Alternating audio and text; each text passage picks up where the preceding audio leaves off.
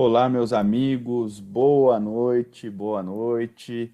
É com muita alegria e com o coração cheio de gratidão em que nós estamos aqui para esse último momento nosso, esse nosso momento de interação dos NEPs, encerrando esse encontro maravilhoso, esse encontro de muita luz que encheu os nossos corações esse sábado, o dia todo. Eu, Gustavo, aqui de São Paulo, estou com os nossos amigos queridos, com a Rosane, do Rio Grande do Sul, com o Marcos, a Valéria, a Ruth e o Miguel. Boa noite, meus amigos.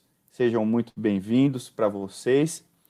Bom, agora, né, nos coube aí para encerrarmos esse encontro, o que está contido lá no Evangelho de João, no capítulo 9, versículo 5. Enquanto estou no mundo, eu sou a luz do mundo, sou a luz do mundo.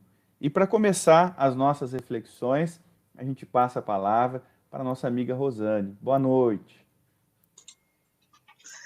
Boa noite a todos. É muita alegria estar aqui neste encontro e reflexionarmos sobre o Evangelho. Eu agradeço a oportunidade em nome dos NEPs do Rio Grande do Sul. Faço parte do NEP Discípulos do Evangelho de Pelotas. E nós estamos aqui hoje nesse grande encontro. E este versículo é muito interessante, como todos os versículos do Evangelho. E ele é o versículo 9.5, né? O versículo 5 do capítulo 9 de João. E é sempre interessante nós buscarmos os versículos que compõem esse capítulo. Então, diz assim: ao passar, viu um homem cego de nascença, e os seus discípulos o interrogaram, dizendo: Rabi, quem pecou? Ele, seus genitores, para que fosse gerado cego? Respondeu Jesus: nem ele pecou, nem seus genitores, mas para que fossem manifestadas nele as obras de Deus. É necessário realizarmos as obras daquele que me enviou. Enquanto é dia, a noite vem, quando ninguém pode trabalhar. E chega no nosso versículo: enquanto estiver no mundo, sou a luz do mundo. Esta tradução que nós utilizamos é do Haroldo Dutra Dias, mas é sempre bom e interessante nós buscarmos outras traduções, porque elas sempre colaboram muito com as nossas leituras, o significado das palavras, as notas adicionadas em cada versículo. Então, elas compõem muito a nossa leitura e nos ajudam bastante. Mas a nossa tradução aqui que lemos é a do Haroldo. E essa passagem ela é muito interessante porque ela está entre dois acontecimentos importantes. Por isso é importante nós olharmos o capítulo anterior, lá, o capítulo 8, em que há um diálogo muito tenso e intenso entre Jesus e um grupo de fariseus que questionavam o mestre acerca de diversos aspectos, dele testemunhar a si próprio, a procedência dele, questionavam também a superioridade, quem exatamente ele era. Tudo isso foi desencadeado, todos esses questionamentos foram desencadeados porque Jesus não julgou a mulher adúltera. E o desfecho desse capítulo 8 se dá com os fariseus ameaçando apedrejar Jesus. É claro que Jesus não se detém ali naquele diálogo e prossegue a sua jornada. Depois, é interessante nós olharmos também o que acontece depois deste versículo nosso, o versículo 5 de João. Depois nós temos no versículo 6 que Jesus realiza a cura do cego de nascença, em que ele cuspiu no chão, misturou a terra com saliva e aplicou aos olhos do homem. E curado, Jesus manda que ele vá se lavar no tanque de Siloé. Mas os questionamentos, os desagrados continuaram por parte dos fariseus, pois havia feito uma cura no sábado. Não, decididamente, Jesus não agradava. Não era entendido muito menos pelos fariseus, nem pelos discípulos, nem por aqueles que compunham aquela sociedade. Como já sabemos o que aconteceu antes e depois, agora pensemos um pouco sobre a passagem do versículo 1 ao 5. Nós podemos observar na expressão ao passar que Jesus se desloca, sempre em ação, em movimento. Ele não se deteve naquele diálogo com os fariseus, que agiam como cegos, conforme o capítulo 8. Afinal, eles tinham conhecimento das leis e não agiam em conformidade. Jesus prossegue.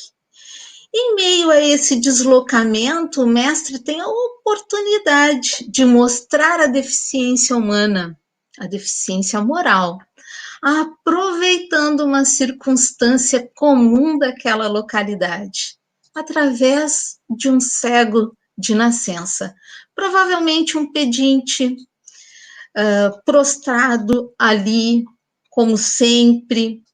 E Jesus, ele dá atenção àquele homem, ele que para ouvir aquele cego, que provavelmente era ignorado, já que ele estava ali sempre, né, naquela região, provavelmente pedindo. Vejam que ele que dá atenção ao cego, e não o cego que pede, que para o mestre, que pede alguma coisa. É Jesus que para, é Jesus que dá atenção. Ora, se eu estou na condição de necessitado, né, todos nós temos essa oportunidade de ajudar esse irmão. É eu que vou solicitar, né? Eu não preciso que as pessoas me peçam algo para que eu mostre que eu sou cristão, que eu sou generoso, que eu sou bom. E Jesus dá esse exemplo, porque ele vê a necessidade daquele homem e ele vai ao encontro, ele toma a atitude. Vejamos também que todos daquela localidade sabiam que ele era cego de nascença, e ainda assim os discípulos questionavam Jesus sobre a origem daquela cegueira. Mas Jesus esclarece que aquilo não era fruto de um pecado, mas de uma provação, porque ele diz: nem ele pecou, nem seus genitores, mas para que fossem manifestadas nele as obras de Deus. Jesus ainda alerta que é necessário, né, realizarmos a nossa obra. E esse verbo, vejam que ele diz, realizarmos, o verbo no plural, todos nós estamos incluídos nesta obra. Jesus engloba a todos. É a obra de quem enviou, é a obra de Deus. Enquanto é dia. Ou seja, enquanto nós estamos encarnados. Na expressão a noite vem, podemos entender como a morte. Vejam que a noite vem e não podemos trabalhar. Eu tenho a oportunidade de trabalhar, de me melhorar, de ser irmão, de fazer mais, de propagar o bem, enquanto nós estamos na vida física, terrena, no nosso instrumento de trabalho, que é o nosso corpo. Mas quando a morte chega, ela nos arrebata. E só nos resta o quê? O lamento. Por aquilo que nós não fizemos. Ah, se eu tivesse feito isso, aquilo e aquilo outro. Né? Fica só as lamentações. Então vamos realizar as obras de Deus. Afinal, fomos convocados para isso. E oportunidade temos de fazer o bem. Nem que seja ao menos desejar o bem, mas todos nós, todos, absolutamente todos nós temos a oportunidade de desejar o bem. É claro que um fragmento como esse que nós, né, nos detemos, ele tem muitas leituras, são muitas leituras possíveis. E eu, pessoalmente, preferi fazer essa contextualização e, a partir dela, nós construirmos, né, leituras acerca deste versículo de João.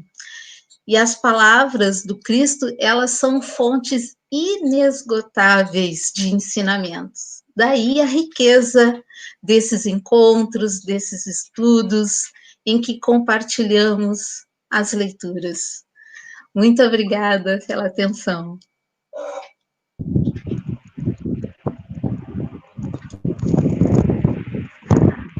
Agora sou eu, né? Boa noite a todos.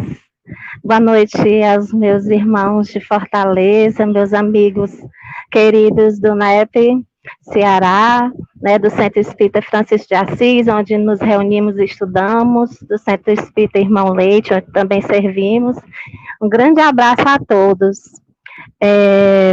Nós decidimos falar um pouco dessas 4 palavrinhas, desse diamante incrustado nessa rocha, que a nossa irmã fez, assim, a gentileza, né, de aplainar aí, e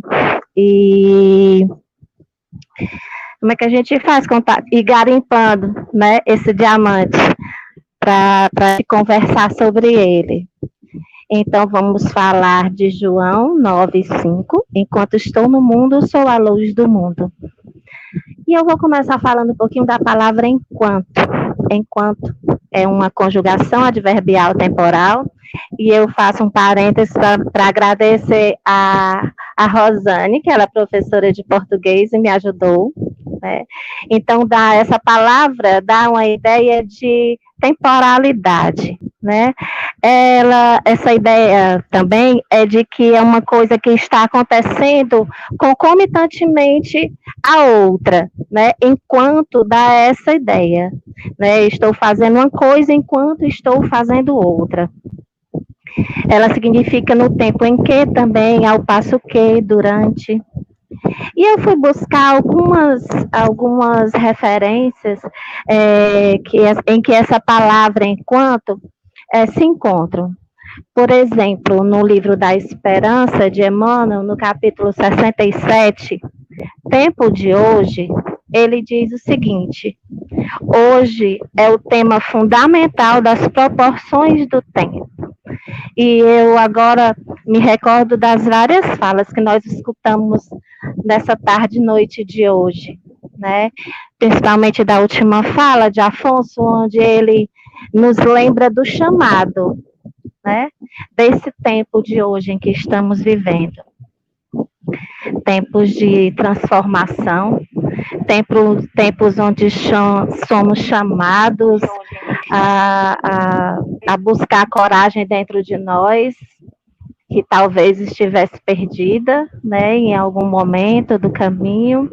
Então, essa chamada de coragem, né, de servir, é esse o momento, né? E Emmanuel também faz uma outra proposição de tempo no trecho também, onde ele diz: tudo se transforma no tempo, né? No trecho dos instantes, deslocam-se mundos, proliferam micróbios, né? Então, as coisas, elas acontecem muito rapidamente, né? Há 2 meses atrás, nós não imaginaríamos que estivéssemos aqui virtualmente reunidos.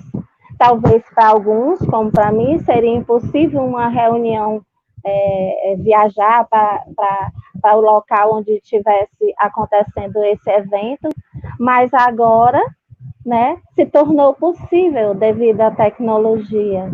Né? Então, estamos aqui juntos conversando sobre o Evangelho de Jesus. Então, esse tempo, né, que deve ser aproveitado, e Emmanuel fala sobre isso. Também em outro versículo, essa palavra aparece em João 12:35, ele diz: andai enquanto tendes luz.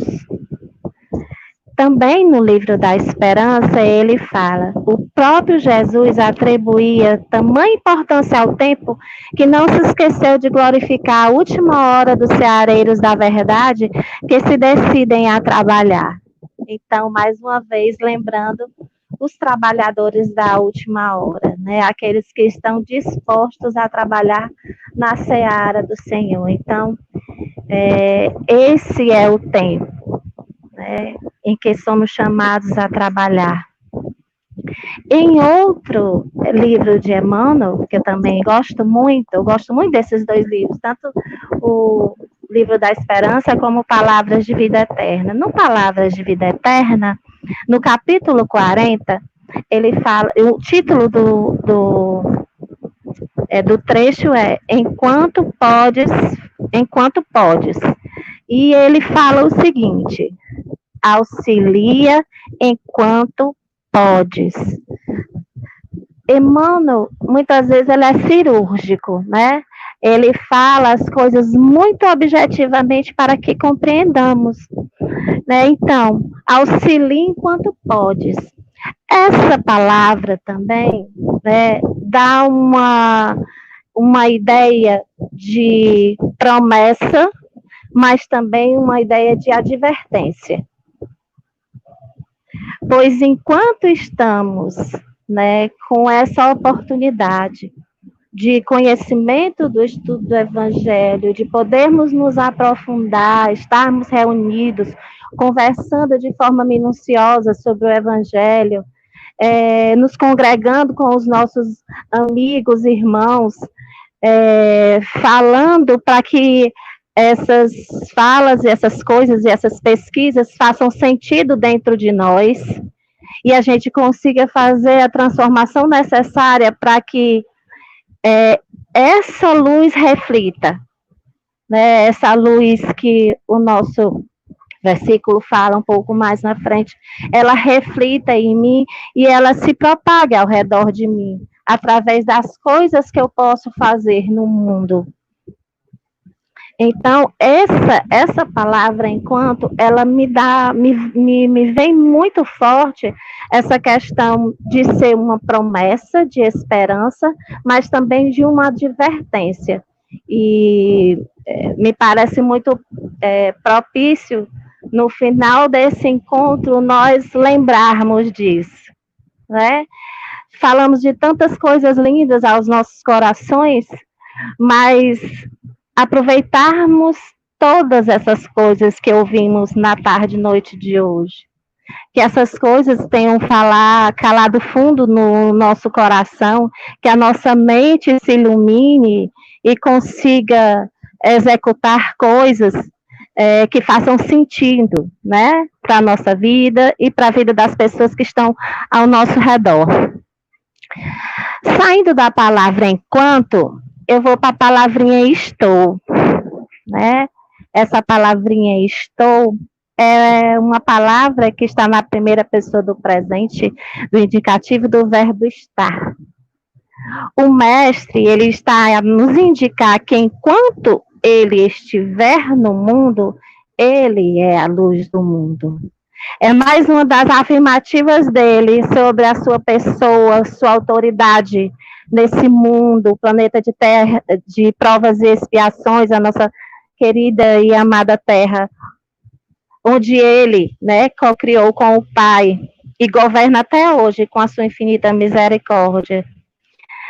No livro Luz Imperecível, no capítulo 179, que tem como título Luz Verdadeira, os amigos que estão lá colocando todas aquelas ideias em coordenação do senhor Honório Onofre Abreu, eles escrevem o seguinte, que o verbo estar direciona a mente para um ponto concreto, ou seja, a presença física pela encarnação na terra do Cristo com toda a sua autoridade, né? Era o que eu colocava anteriormente.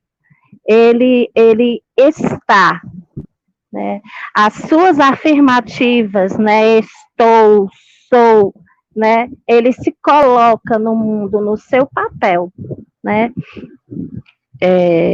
Sua autoridade.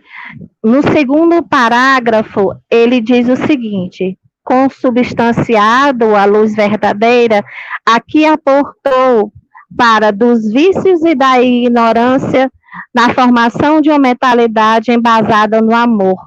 Ele sabia exatamente, né, onde ele estaria, o meio onde ele estaria, que ele ia encarar esses fariseus sedentos de ódio, né, e queria dar uma rasteira nele, a qualquer momento, a qualquer segundo, como no capítulo anterior, ele é questionado disso, é questionado daquilo outro, né? Ele sabia exatamente todas as coisas, mas ele tinha consciência da sua missão. Ele sabia a que ele viria e o que ele faria. Agora vou falar um pouquinho da palavra no mundo. Na verdade, mundo, na palavra mundo. Aí eu fui lá no dicionário. Mundo é um conjunto de espaços, corpos e seres que a vista humana pode abranger, globo terrestre, universo e como classe social, está ligado aos prazeres do mundo. Já lá no nosso Livro dos Espíritos, na introdução, na página 14, quando Kardec faz um resumo da doutrina, ele diz o seguinte, que os seres materiais constituem o mundo visível ou corporal, e os seres imateriais, o mundo invisível ou espírita. Quer dizer, dos espíritos. Fala-nos Jesus, dos dois mundos que ele domina. Né? O Cristo, ele veio até nós, mas ele dominava tudo referente a este planeta que ele co-criou com Deus. Então, ele dominava aquilo, tudo que dizia respeito às questões físicas do mundo, os seres que estariam no mundo, e as questões espirituais de todos aqueles que ele tinha sob sua responsabilidade, os humanos, no plano espiritual também. Me perdi? Deixa eu me encontrar. Estava falando de Jesus. Aí no livro da Esperança, no capítulo 4, tem um capítulo que se chama Perante o Mundo. E Emmanuel diz assim, ele inicia com a citação do Evangelho segundo o Espiritismo, do capítulo 3, há muitas moradas na casa do meu pai, do item 2, onde ele diz, onde está dito que a casa do meu pai, onde está dito, né, que a casa do meu pai é o universo. As diferentes moradas são os mundos que circulam no espaço infinito e oferecem os espíritos que neles encarnam moradas correspondentes no adiantamento dos mesmos espíritos. O mundo, aí no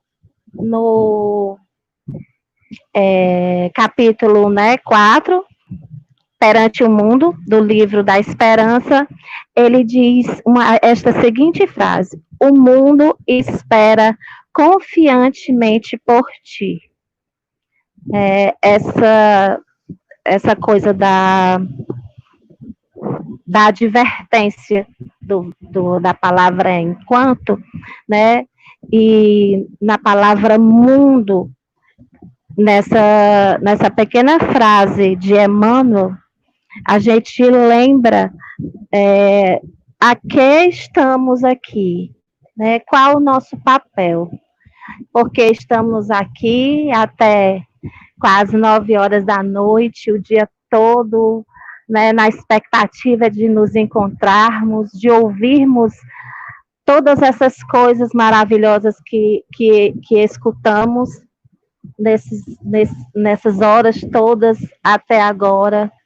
Por que estamos aqui? Qual é o nosso propósito de estarmos no mundo, né?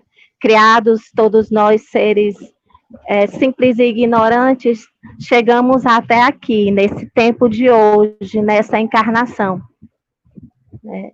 E o mundo, ele espera e ele confia em nós, né? Isso Emmanuel coloca, eu acho que traduzindo aquela confiança divina que Jesus tinha quando olhava Pedro e não via só aquele homem rude, aquele homem bruto, bronco, né?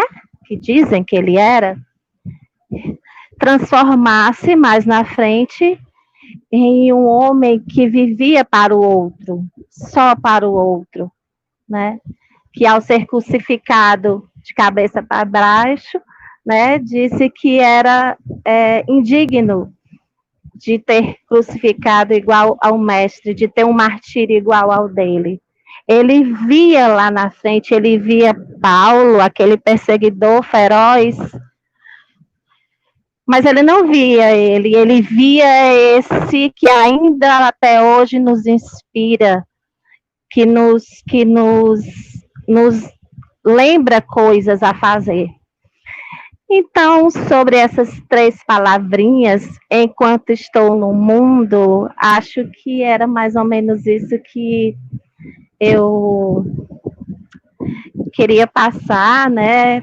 Espero que as palavras que eu tenha dito façam sentido para as mentes e para os corações que estão aqui junto conosco, né? Com nós 4, nós 5, nessa noite de hoje.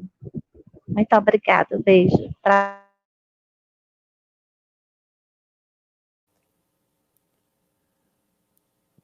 Bom, meus amigos, me coube aí eu falar sobre o Sou, né? Eu sou o Gustavo Gandolfi, aqui de Araraquara, São Paulo. Então, a minha gratidão aos nossos amigos do NEP São Paulo por terem aí oportunizado, né, a possibilidade de estar aqui nesse encontro e dando continuidade ao que a gente está estudando desse trecho. Eu fiquei com a palavrinha aí, eu sou, né? E nós vemos que essa palavra, né, ela é muito utilizada pelo Cristo. Nós vamos ver Jesus utilizando ela por diversas vezes, até como a Ruth acabou colocando para a gente, né? Eu sou o caminho, a verdade e a vida. Eu sou a videira, né? Eu sou a luz do mundo, não é? Quem me segue não anda em trevas, mas terá a luz da vida. Então a gente percebe a utilização desse termo pelo Cristo, eu sou, né? E nós sabemos que as palavras de Jesus, elas são palavras de vida eterna. Nós sabemos disso. Como o próprio Simão, né, há pouquíssimo tempo atrás, na sua fala muito emocionada e que nos emocionou por demais, né, fez esse chamado para a gente dessa presença do Cristo, do quanto ele é, né? E aí a gente vai refletindo nesse eu sou e buscando nessa compreensão o exercício que nós temos que fazer, né? Enquanto estudantes do Evangelho, que é extrair do Evangelho a máxima que a gente consegue retirar do entendimento, do crescimento dessas passagens, dessas falas do Cristo. E como bem colocou o Haroldo também, né, e de forma cirúrgica, mais importante, além da gente conhecer, é o colocar em prática, é o vivenciar, é o experienciar esse eu sou do Cristo. Mas, para nossa compreensão sobre o aspecto do sou, eu sou, como a gente viu e disse que Jesus já utilizou, nós vamos ver que essa expressão eu sou, ela tem um significado muito especial para o povo judeu, né? O povo judeu a tem de forma muito especial, porque a gente tem que se recordar lá de Moisés, né, quando sobe ao monte e vê a sarça ardente, não é? Naquele momento ele começa a estabelecer ali um diálogo com aquela voz e ele pergunta para aquela voz, né, quem é você, né? Qual o seu nome? Qual o seu nome? Ele pergunta e a voz responde para ele, né? Eu sou aquele que sou. Eu sou. Então, a gente vê que, a partir daí, essa expressão, eu sou ou sou, ela passou a representar a manifestação divina. Ela passou a apresentar para o povo judeu a representação da manifestação divina. E quando nós vemos Jesus utilizando dessa expressão eu sou ou sou, né, como a gente vê nessa passagem, enquanto estou no mundo, sou a luz do mundo, né? Eu sou a luz do mundo, reafirmando, como a Ruth bem colocou, a posição do Cristo, né? Reafirmando, é o Cristo se utilizando dessa expressão e, como a gente viu, compreendida para o povo judeu, para mostrar que ele representa realmente a manifestação divina, né? O sou representa realmente a expressão divina, a plena conexão do Cristo com Deus, essa plena união de Jesus. O sentido que a gente vai obtendo dessa palavra sou, quando Jesus usa o termo eu sou, né? Eu sou. E isso vem nos dizer do caráter desse ser, né? Mas o que mais pode nos representar esse eu sou, ou sou, nessa expressão à luz do mundo, ou enquanto estou no mundo? Porque ele sempre está, né? Para nós, né, nas reflexões que a gente gostaria de fazer, com todos aqui, isso representa, esse sou, representa, ou eu sou, né, representa uma proposta de um novo êxodo, né, de uma nova libertação do povo, do Cristo como o libertador, mas o libertador não daquela opressão de escravos de um povo egípcio, não é? Mas a libertação das nossas paixões, a libertação desse jugo opressor da nossa ignorância, das algemas que nos prendem ainda nessa imaturidade, nessa infantilidade, nessa pequenez espiritual.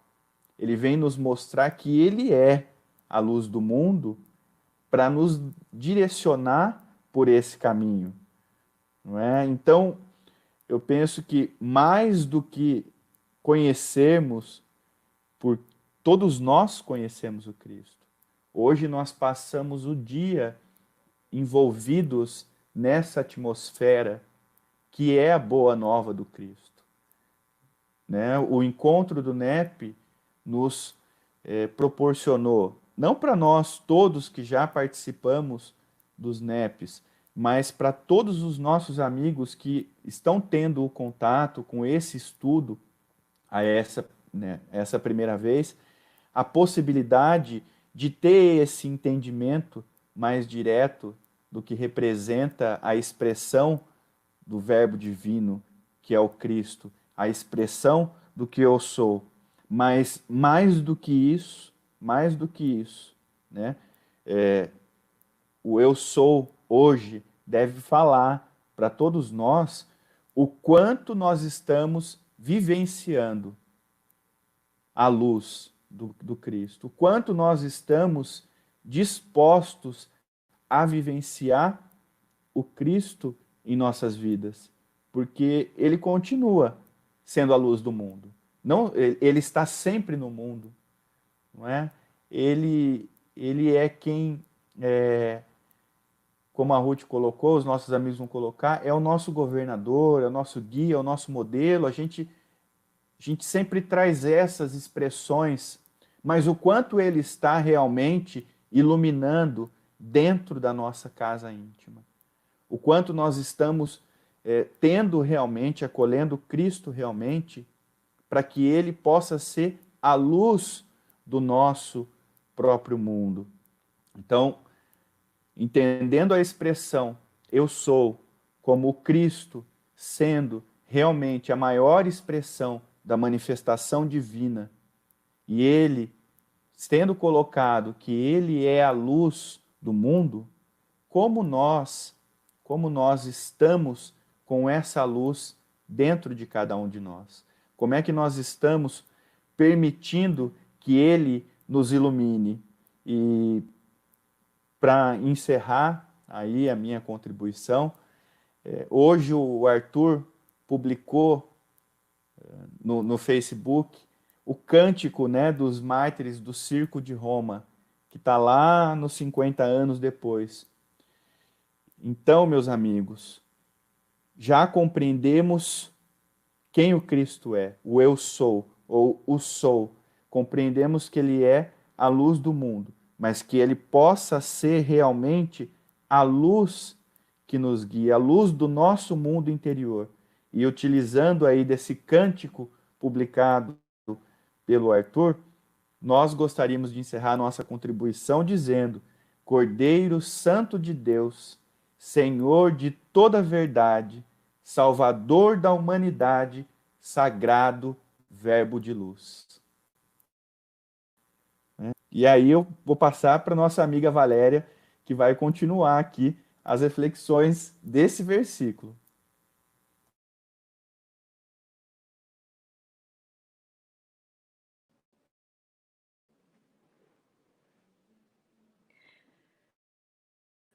Boa noite a todos que estão aqui me dando a oportunidade de estar compartilhando essa sala, quanto a todos os irmãos que permanecem firme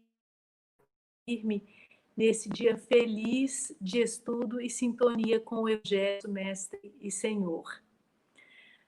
Quando nós procuramos sobre o estudo, nós ficamos aí com a responsabilidade de refletir sobre a luz do mundo. E quando nós vamos no pequeno dicionário, né, pequena enciclopédia bíblica, lá é muito simples e claro ao dizer que luz é aquele que ilumina. E vai tratar para nós quais são os vários momentos e que tipo de luz que o Evangelho, a Bíblia, traz para nós. E aí eu cito aqui.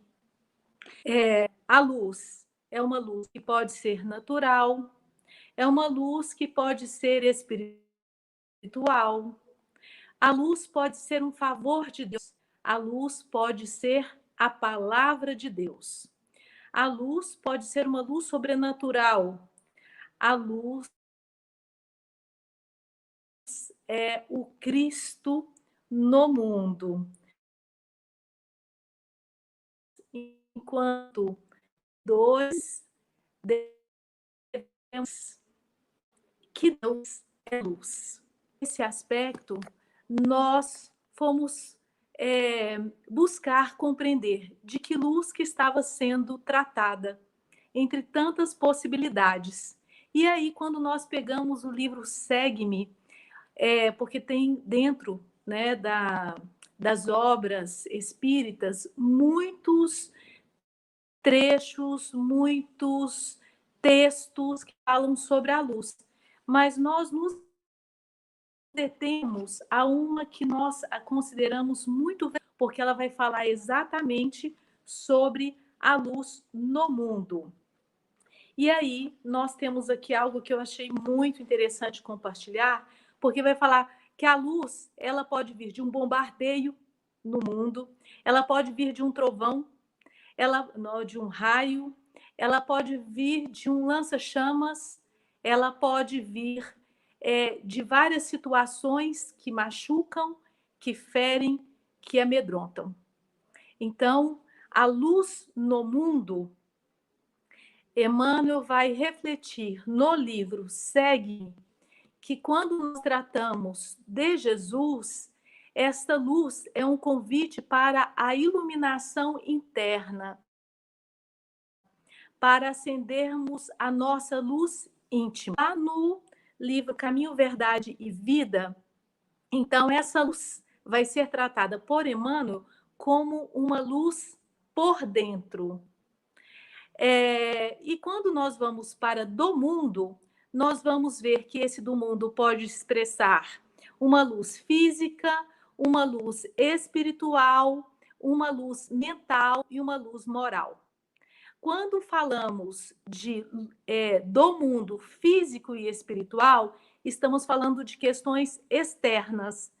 E por isso que Emmanuel fala no livro Segue-me dessas possibilidades de luz externa e como elas, infelizmente, ferir muito.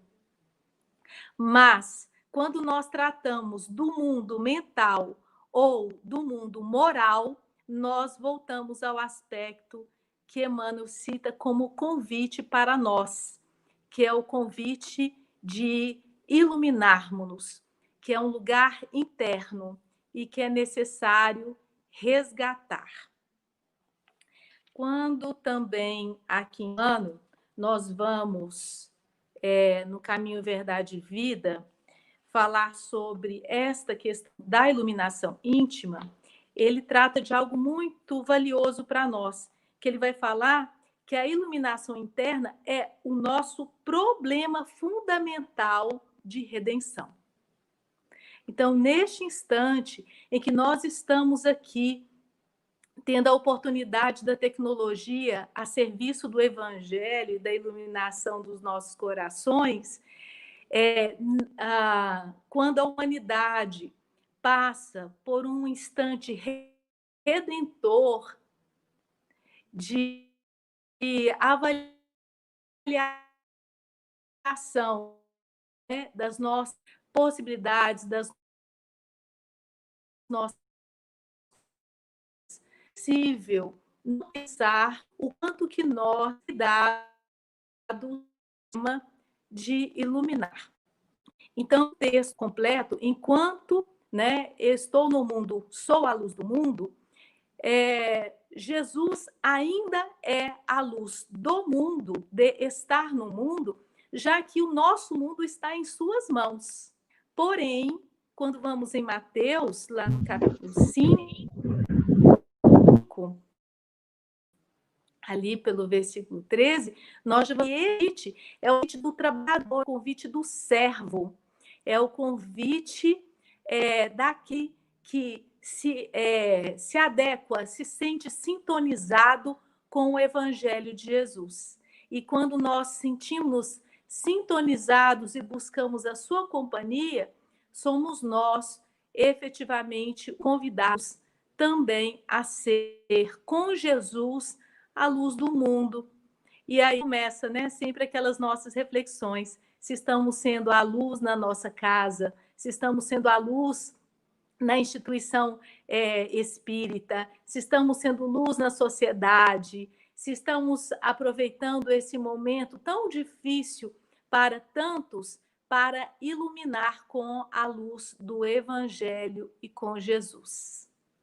Essa é a nossa contribuição, né? Porque, como conclui aqui, avançar sem luz é impossível.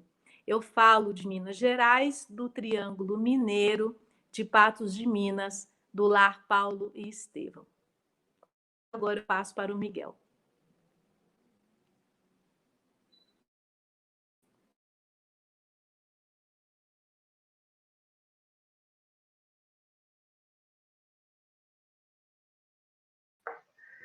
Meus amigos, boa noite a todos que estão nos acompanhando pela internet. É uma alegria muito grande participar desse evento aqui com pessoas tão queridas. Fazer esse intercâmbio aqui com os NEPs de outros estados é sempre muito maravilhoso, né? E eu fiquei responsável, né, para fazer uma reflexão acerca da palavra luz, né? Que no primeiro contato que eu tive com o versículo, essa palavra me chamou muito a atenção, né?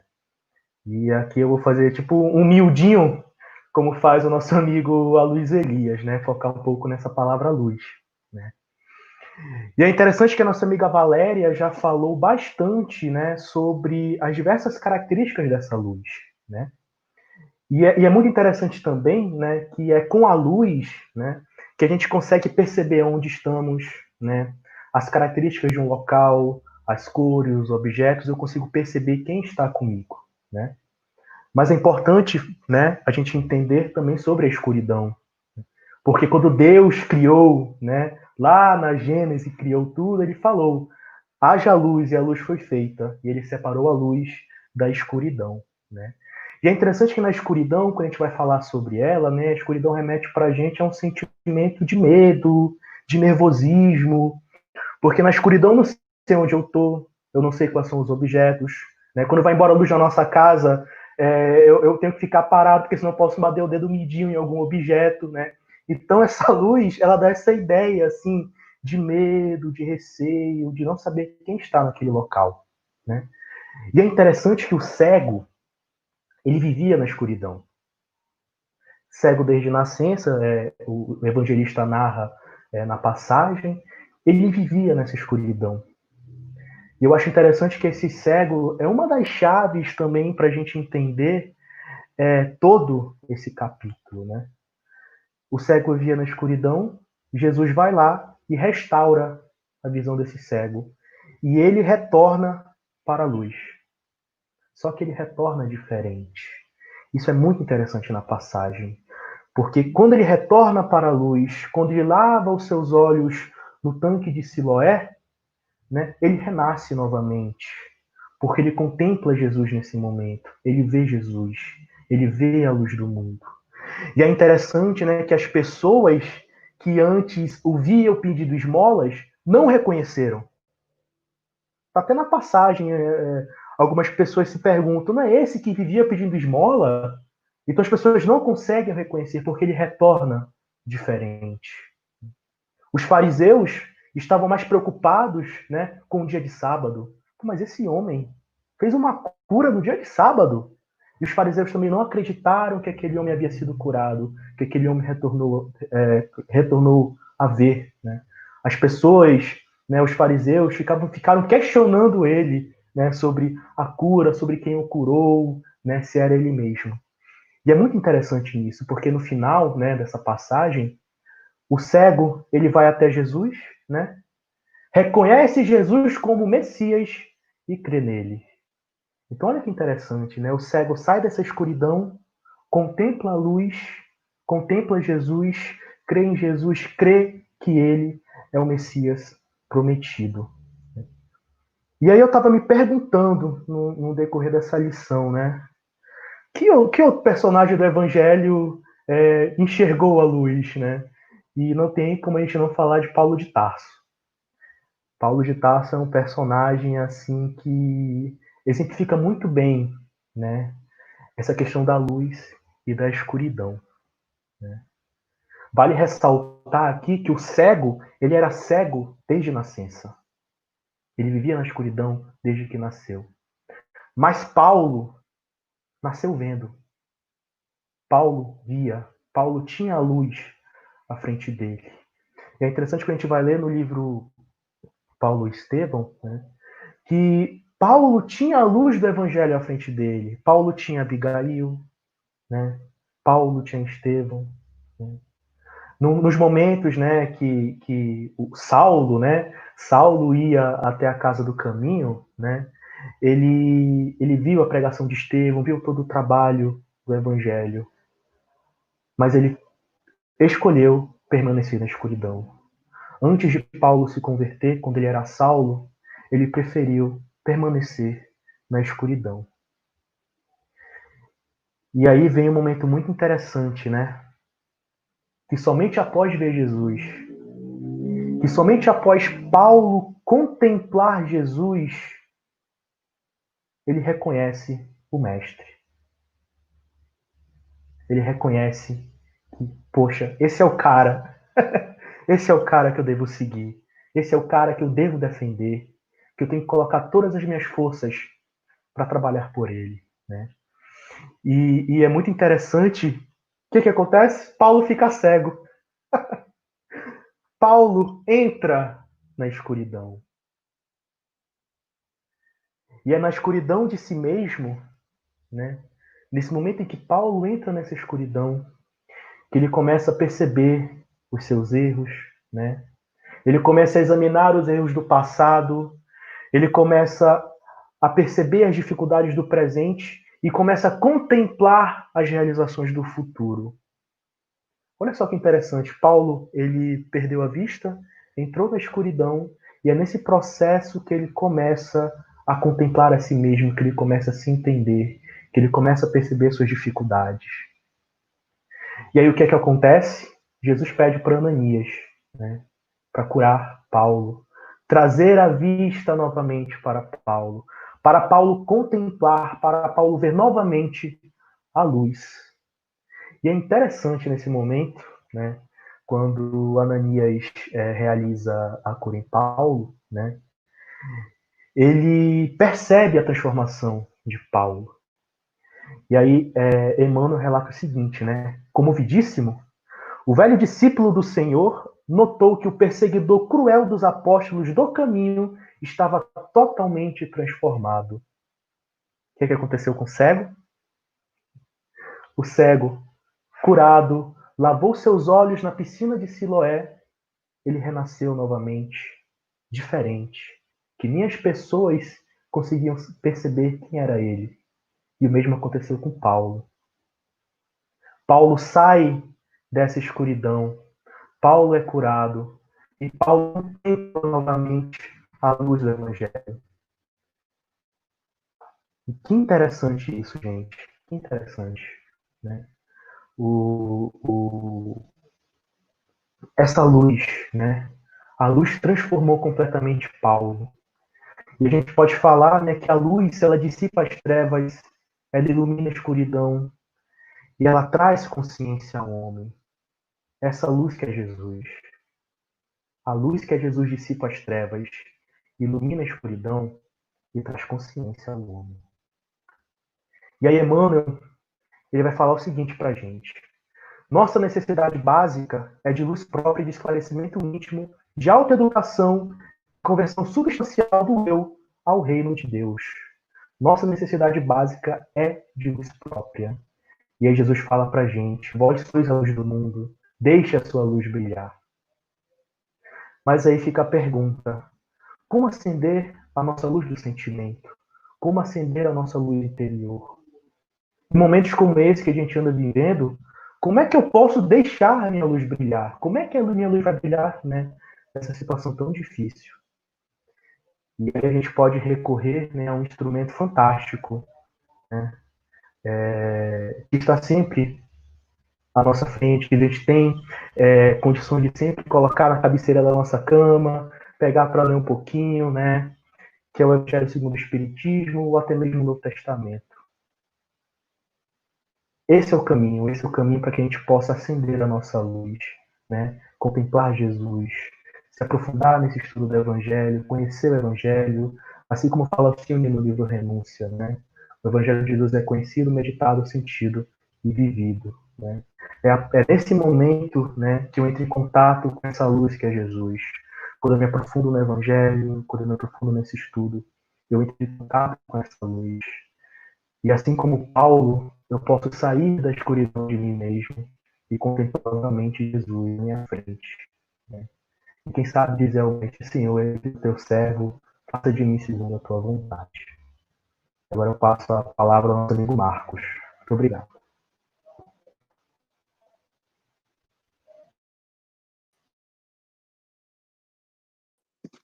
Boa noite a todos. É uma alegria muito grande participar com vocês desse evento.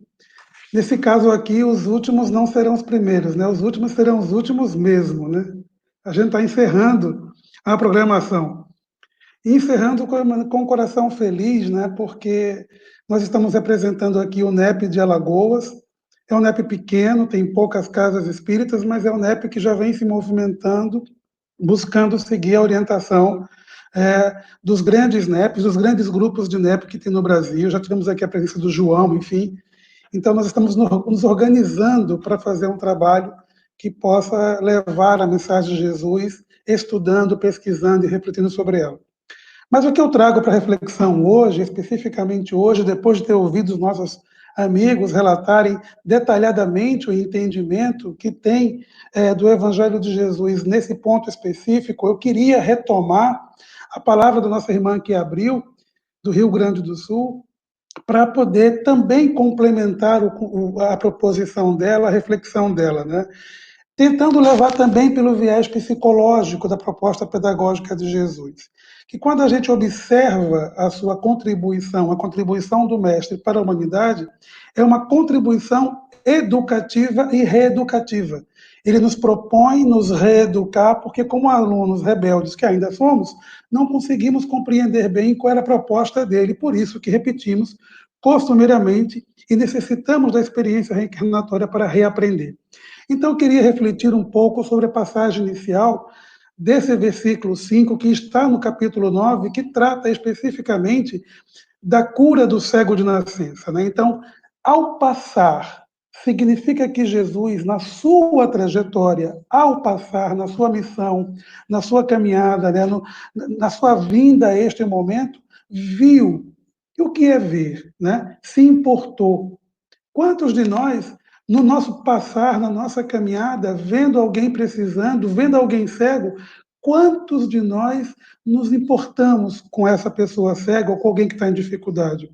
Então, Jesus, quando para ver, ele se importa com o outro, né? Com o indivíduo, com aquele ser que também faz parte da criação. Ele viu um homem. Veja, um homem aqui representando todos nós.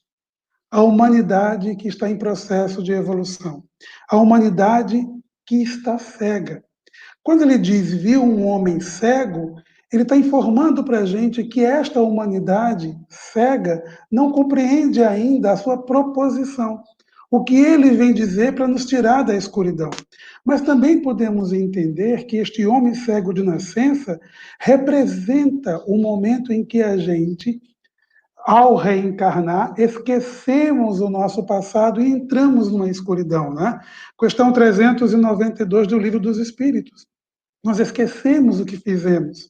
Estamos num novo propósito, numa nova ambiência para um novo aprendizado. Então, podemos entender esse cego de nascença como aquela pessoa que, mergulhada na carne, esquece os seus compromissos, ou tem dificuldade de se lembrar dele.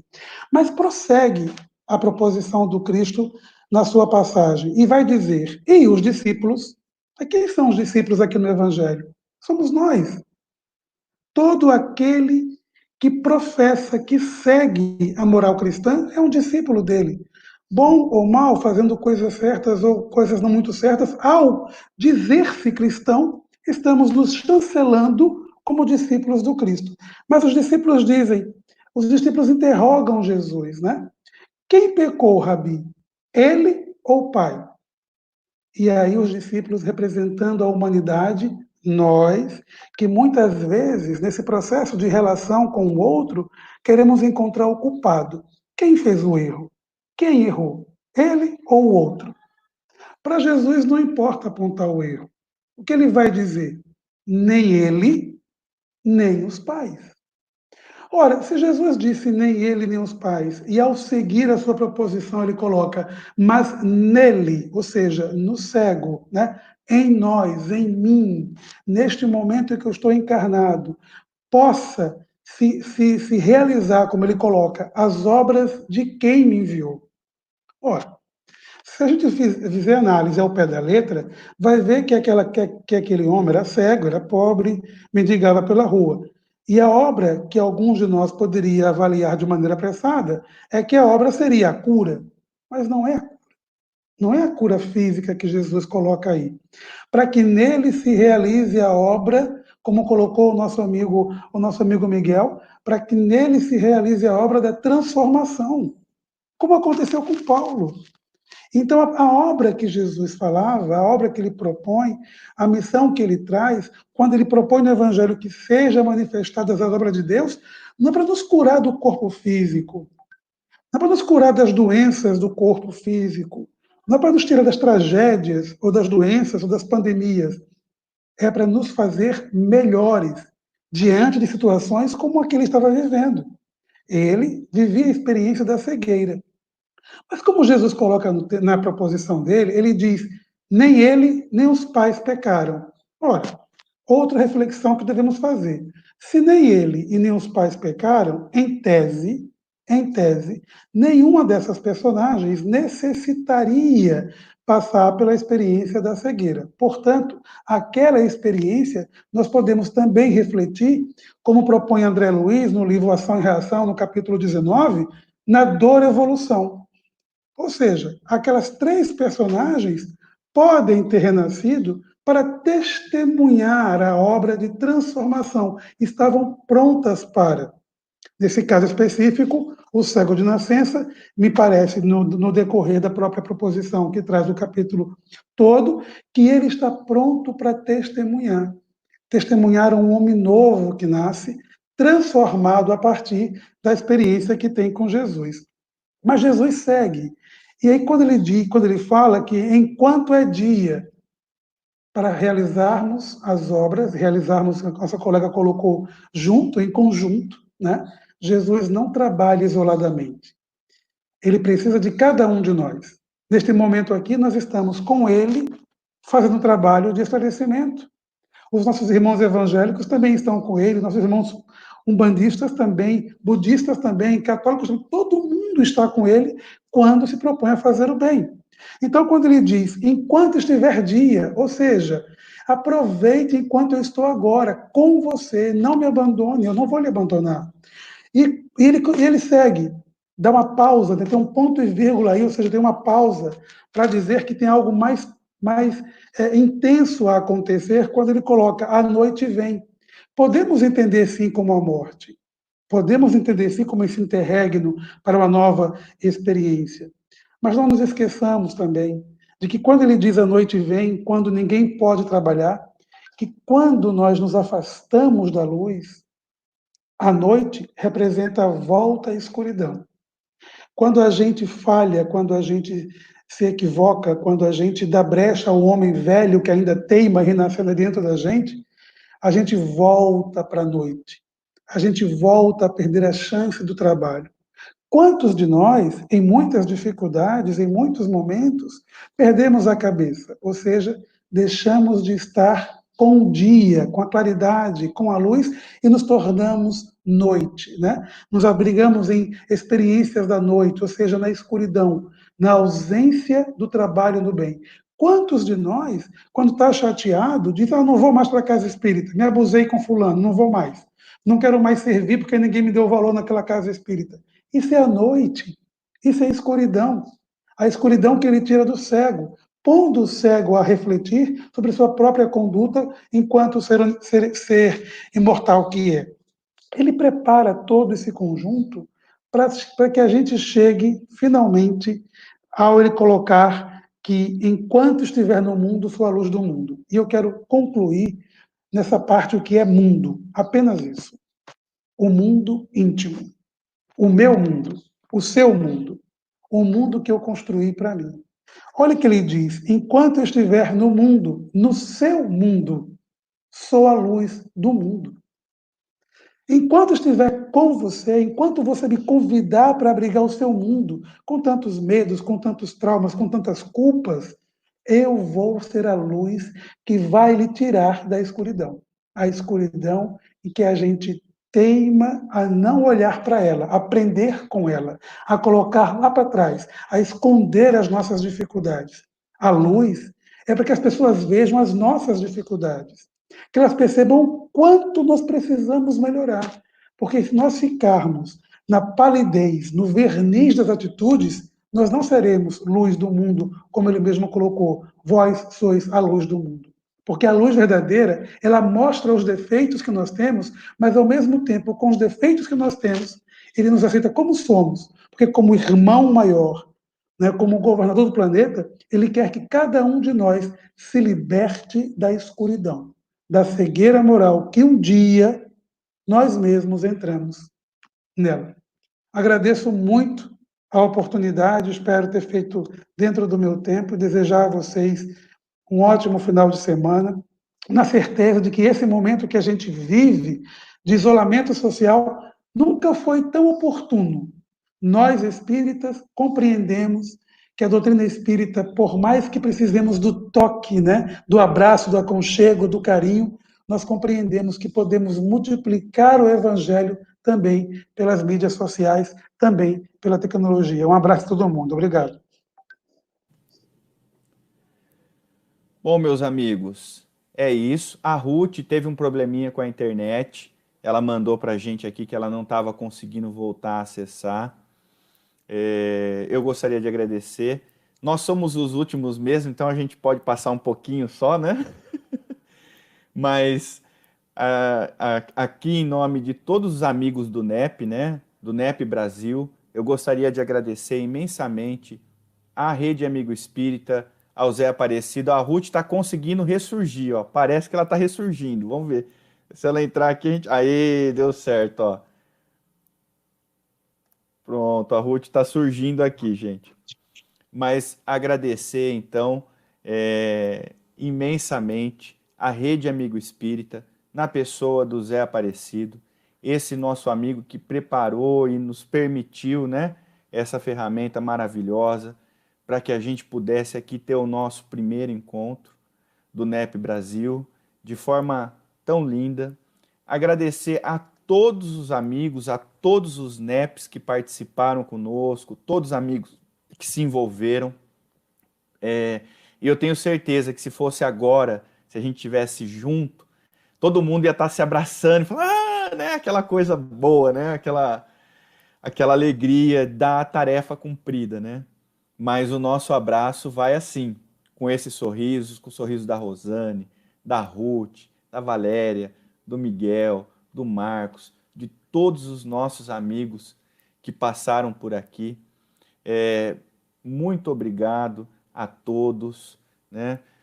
Aos amigos que também, ao Luiz Barcelos, ao Zé Henrique Martiniano, aos nossos amigos que enviaram aquelas outras, as músicas maravilhosas que eu falei que o Ismael, né, o grupo Escolhas de Luz, que eu falei que o Ismael pode assumir aí o vocal, viu, gente? Porque vocês viram ele cantando lá, que coisa bonita, né? Então, o grupo da Escolhas de Luz, enfim, todos os nossos amigos que participaram conosco, que Jesus possa, né, refletir a sua luz no coração de todos nós. E eu gostaria de pedir a permissão para Rosane, para o Marcos, Miguel, Valéria e Ruth, e para vocês que estão nos acompanhando, os nossos amigos, para que a gente pudesse, nós começamos o nosso encontro com uma oração, e que a gente encerrasse com uma oração, mas com uma oração numa mensagem de Emmanuel, que ela possa servir como encerramento para o nosso encontro e para todas as reflexões que nós trouxemos hoje. E Emmanuel, então, nos diz o seguinte: hoje, como outrora, na organização social em decadência, Jesus avança no mundo, restaurando a esperança e a fraternidade, para que o santuário do amor seja reconstituído em seus legítimos fundamentos. Por mais se desenfreie a tormenta, Cristo pacifica. Por mais se negreje a sombra, Cristo ilumina. Por mais se desmande a força, Cristo reina. A obra do Senhor, porém, roga recursos na concretização da paz, pede combustível para a luz e reclama boa vontade na orientação para o bem. A ideia divina requisita braços humanos. A bênção do céu exige recipientes na terra. O Espiritismo, que atualmente revive o apostolado redentor do Evangelho em suas tarefas de reconstrução, clama por almas valorosas no sacrifício de si mesmas para estender-se vitorioso. Há chamamentos do Senhor em toda parte. Enquanto a perturbação se alastra, envolvendo-te, e enquanto a ignorância e o egoísmo, conluiados, erguem trincheiras de incompreensão e discórdia entre os homens, quebram-se as fronteiras do além, para que as vozes inolvidáveis dos vivos da eternidade se expressem, consoladoras e convincentes, proclamando a imortalidade soberana e a necessidade do divino escultor em nossos corações, a fim de que possamos atingir a nossa fulgurante destinação na vida imperecível. Alinhando, pois, as reminiscências deste livro, não nos propomos romancear, fazer literatura de ficção, mas sim trazer aos nossos companheiros do cristianismo redivivo, na seara espírita, breve página da história sublime dos pioneiros de nossa fé. Que o exemplo dos filhos do Evangelho, nos tempos pós-apostólicos, nos inspire hoje a simplicidade e o trabalho, a confiança e o amor, com que saibam abdicar de si próprios em serviço do Divino Mestre, que saibamos, quanto eles, transformar espinhos em flores e pedras em pães nas tarefas que o Alto depositou em nossas mãos. Hoje, como ontem, Jesus prescinde de nossas guerrilhas de palavra, das nossas tempestades de opinião, do nosso fanatismo sectário e do nosso exibicionismo nas obras de casca sedutora e miolo enfermiço.